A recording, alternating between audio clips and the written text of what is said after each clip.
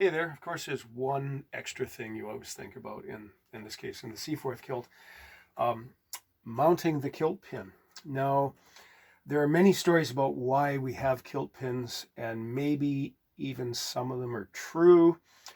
That could be the subject of a second video. But in any case, I don't like kilt pins, but they are a regimental standard, and that's what we do. And this is, in fact, as we can see here, this is the regimental style worn by the Seaforth Highlanders. This is the authorized original style. Most people just wear big blanket pins, but this is what you want.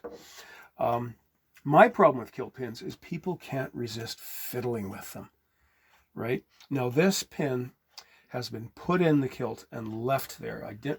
First off, we don't have to pin the outer apron to the inner apron. It's simply not required. Don't do it, because if you do, you got to take the pin out to get the kilt off. Now this has gone in once and come out once, and look at the hole it's left, right? People will put the thing in and continually take them out. And I don't have an example here, but I've had kilts in here with two ragged holes the size of my baby fingernail, and it's entirely preventable, or at least it's mostly preventable. So what we do, we have a kilt pin. I'm using this extra piece of cloth to show, and we mark, because the kilt pin is centered on where the red line crosses the white towards the outside of the apron.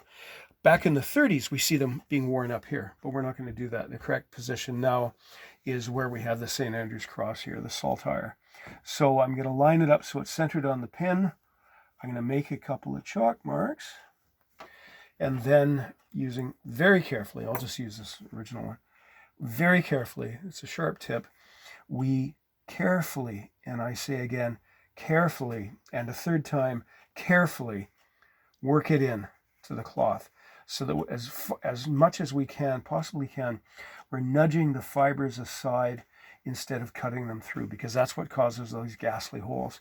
So we put it through, we put it in place, we smooth it out. If it's in the right spot, if it's snug enough that it can't work up and down. Remember when it was here, it was a bit slack and it could move up and down.